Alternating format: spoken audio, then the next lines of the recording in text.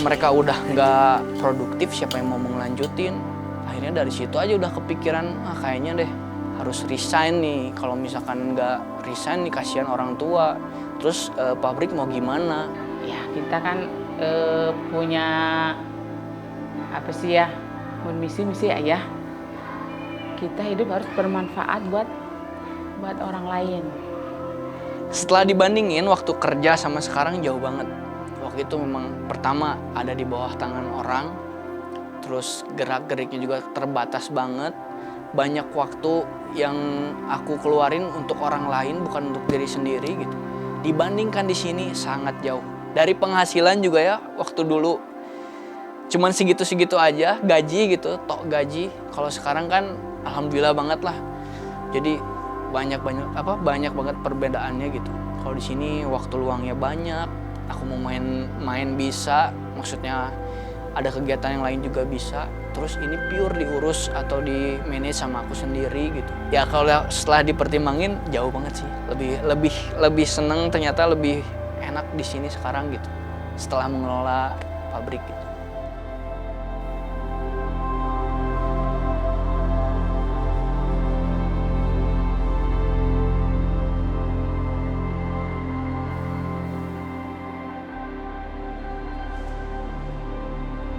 Halo, assalamualaikum warahmatullahi wabarakatuh. Perkenalkan, nama saya Rifa Dwi Tama. Umur saya 25 tahun. Asal saya dari kota Cimahi, Jawa Barat. Saya seorang pengusaha, yaitu pengusaha cemilan. Saya mempunyai pabrik, yaitu namanya Pabrik Keripik Okir. Beralamat di Cimahi Tengah, Jalan Saluyu, RT 3, RW 6, Kelurahan Setiamanah, Kota Cimahi. Jadi usaha ini dirintis dari tahun 2011, berarti sudah berjalan kurang lebih 12 tahun sampai sekarang. Untuk mulanya itu memang bisa dibilang saya dan keluarga bukan keluarga berada ya. Kita itu pas-pasan lah, bisa dibilang menengah ke bawah. Nah waktu itu kondisinya memang waktu saya SMA di umur 17 tahun, ayah saya yaitu bekerja sebagai supir ya di salah satu perusahaan. Dia terkena PHK waktu itu. Nah kondisinya pada saat itu memang kita keluarga harus berjuang nih untuk kehidupan kedepannya lagi seperti apa. Karena dari orang tua sendiri udah nggak ada pemasukan karena kena PHK. Nah jadi dari situ kita baru ada kepikiran mulai bisnis seperti itu, ada bisnis. Kenapa akhirnya kepikiran untuk bikin pabrik ini sendiri? Karena berhubung di tempat saya itu sentra keripik, jadi kita putusin sekeluarga untuk membuat pabrik keripik aja seperti itu. Selamat pagi Bapak semua. Pagi. Gimana Bu? Jalan-jalannya coba Bu. Semangat pagi Okir. Okir, yes. Oke, udah jam 1 kesini lah habisin waktu. Ganti Pak 425 Okir ya. Jadi tolong nanti yang diduluin Pak berapa? 40. Ya, Pak 20. Siap? Siap. Ya, terima kasih ya. Assalamualaikum warahmatullahi wabarakatuh. Bapak Ibu ada pertanyaan nggak buat hari ini? Aman ya?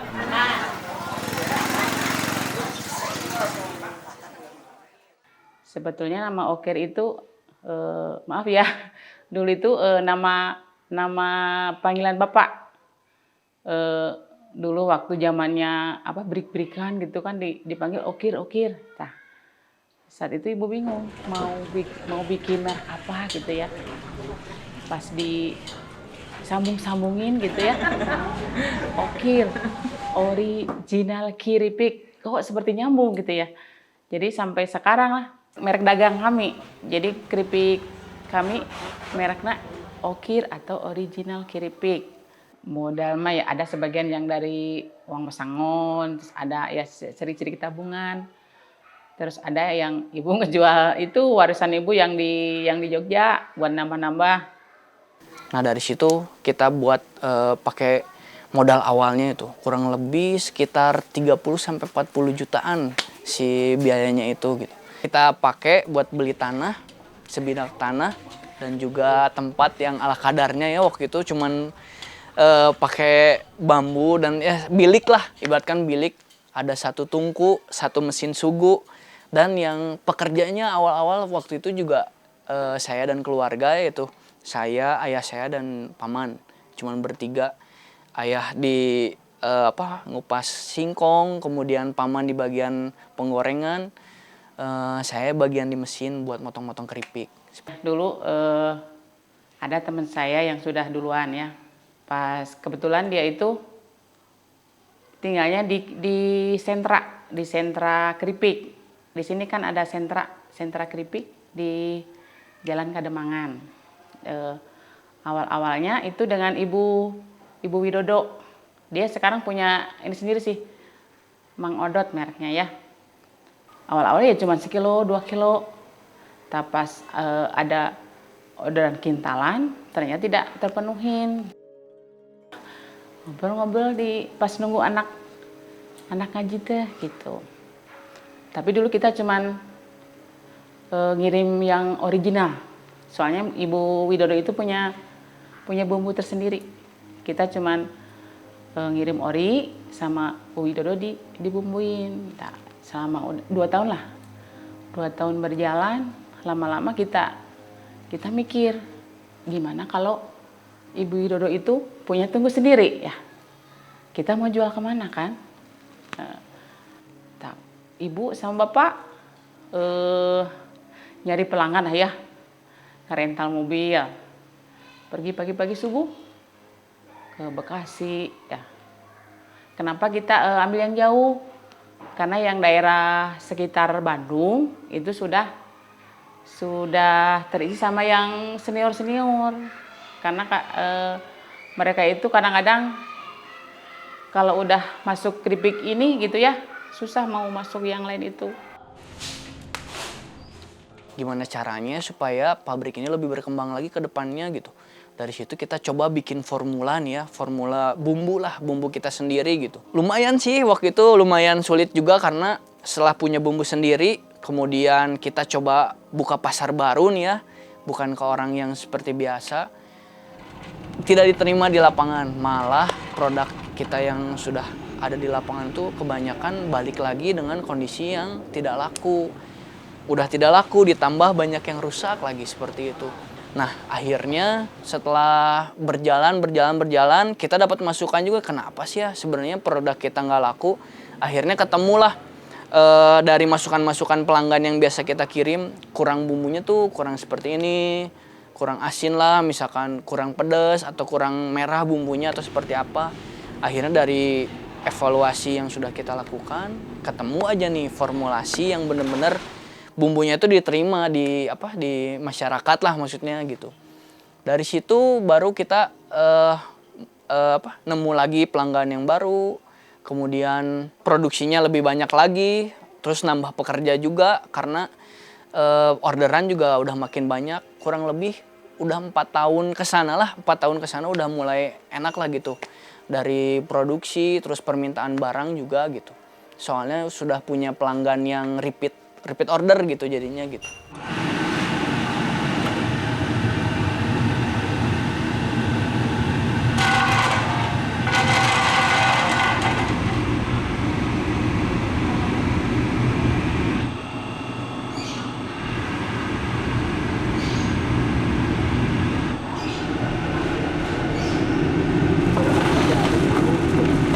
Setelah ada bumbu, terus udah diterima nih ya ceritanya gitu. Saya berhentilah kalau ngejual yang produk ori gitu kan. Jadi kita udah mulai coba ke pasar-pasar, ke ruko-ruko waktu itu. Bahkan ke koperasi dagang juga waktu itu udah masuk gitu. Yang tadinya 5 kilo, 10 kilo singkong ya, sampai 1 kintal. Ya alhamdulillah sekarang bisalah 1 ton, bisa 2 ton. Ya kita tergantung order sih ya, tapi ya alhamdulillah. Dan yang paling kita patut syukurin itu kita bisa memberdayakan yang warga sekitar. Memang ya tujuan kita ya ayah, kita bisa bermanfaat buat warga sekitar, Ya mudah-mudahan untuk ke depan bisa lebih maju lagi.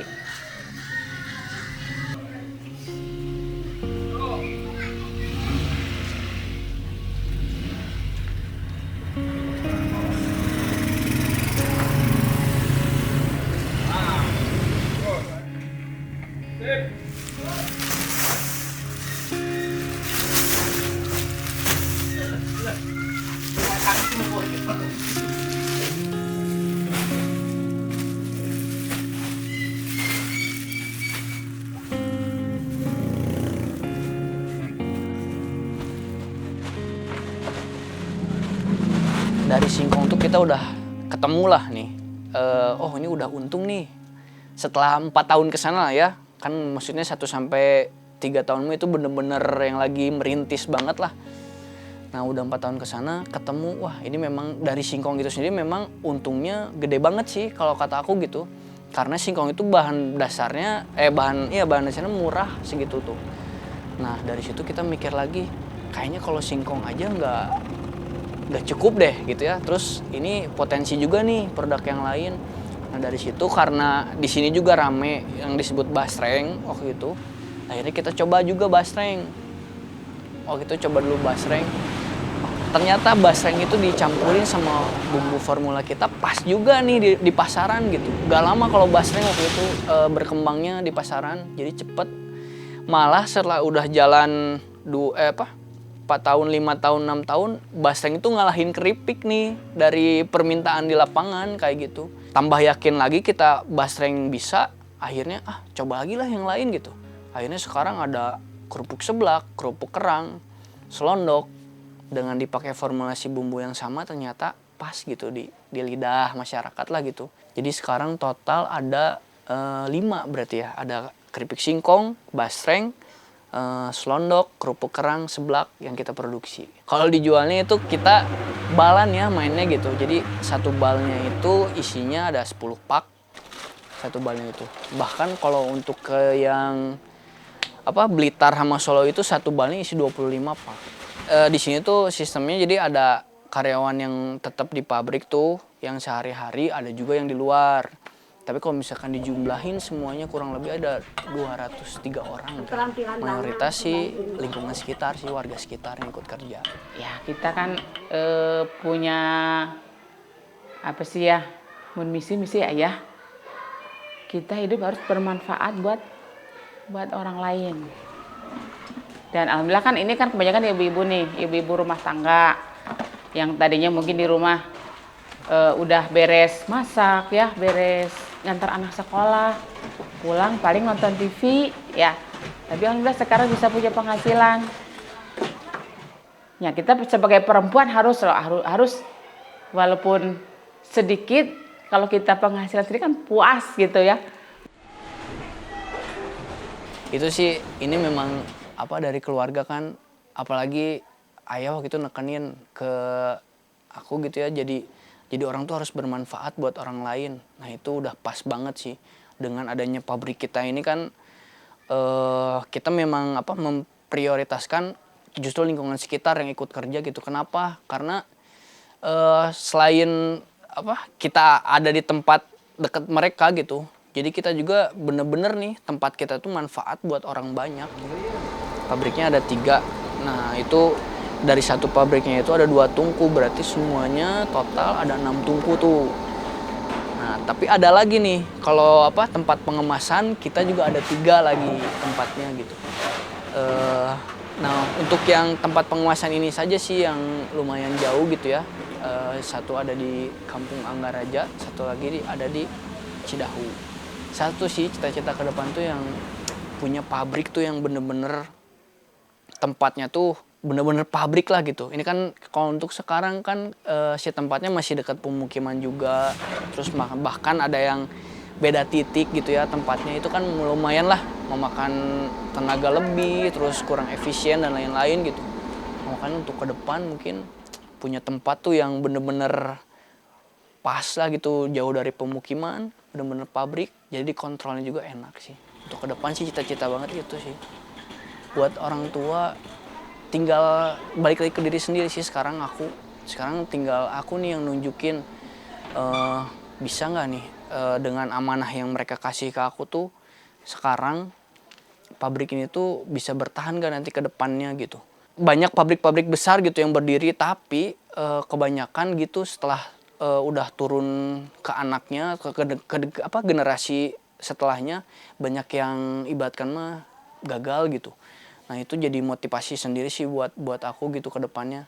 Ini pabrik ini harus bertahan dan lebih berkembang lagi malah gitu.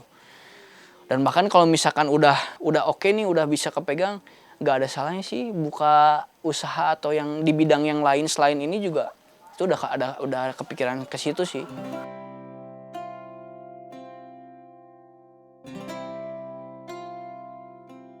Kalau buat aku sendiri sih ya, yang namanya aku kan yang pertama sekolah juga tuh waktu itu SMA kelas 3 lah kalau nggak salah. Yang pertama buat diri aku sendiri sih aku ngorbanin ini ya, maksudnya waktu main sih. Biasalah kalau anak sebesar gitu kan ngelihat temen-temen tuh apalagi main bola lah kayak gitu. Aku tahan dulu lah. Jadi ada waktunya tuh misalkan main bola. Jadi aku bantu dulu orang tua gitu. Itu yang pertama. Terus yang kedua memang ternyata baru paham juga, oh kondisi orang tua tuh gini gitu ya kan, maksudnya biasanya tahu minta uang jajan aja gitu. Ya ini memang harus ikut bantu kerja keras juga buat, ya itu kan buat kepentingan saya dan keluarga kayak gitu. Terus jadi double job gitulah jadinya, selain diproduksi kan nanti ngebantuin lagi si ayah gitu untuk masarin, bahkan nemenin sampai ngirim barang gitu.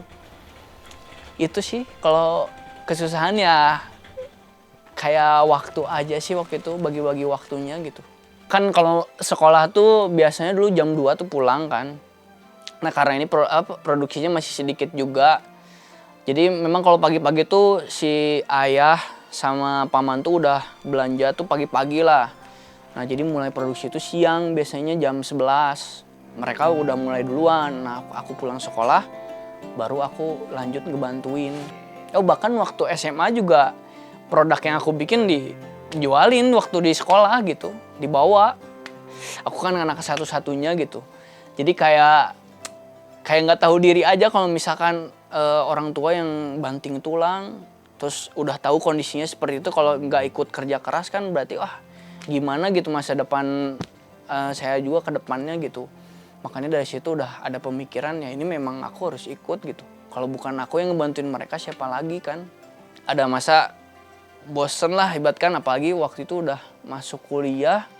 Aku memang udah bilang tuh ke orang tua, Bu maaf nih untuk kuliah pingin vakum dulu waktu itu, fokus dulu kuliah gitu.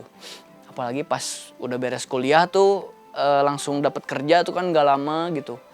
Aku udah ngerasain sendirilah kerja, terus punya ibaratkan mah kerja yang bener-bener disuka. Waktu itu dapat kerjaannya gitu di IO,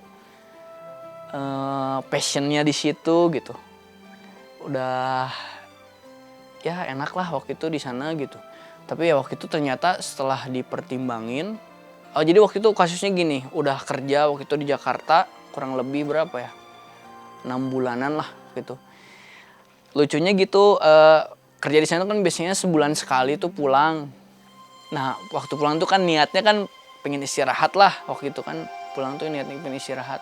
Taunya udah sampai rumah tuh diminta bantuin kerjain ini kerjain itu. Terus ngelihat kondisi pabrik setelah ditinggal lama tuh timbul kayak greget gitu. Kenapa jadi kayak gini ya, padahal bisa lebih bagus kayak gini kayak gitu. Akhirnya setelah dipertimbangin lagi, ini kalau misalkan aku nggak turun ke depannya lumayan repot juga nih orang tua, apalagi entah kalau mereka udah nggak produktif siapa yang mau ngelanjutin. Akhirnya dari situ aja udah kepikiran kayaknya deh harus resign nih. Kalau misalkan nggak resign nih kasihan orang tua. Terus pabrik mau gimana, kayak gitu sih waktu itu dulu. Ya ibu berharap sih sama siapa lagi ya, ibu berharap dan cuman Rifa mungkin ya, harapan ibu satu-satunya mungkin untuk ke depan ya, berharap bisa lebih maju ya, lebih berkah. Ya hari ibu sih terus terang ibu mah nggak mengizinkan sih, tapi yang kalau bapak mungkin beda ya, laki-laki sama perempuan beda ini ya.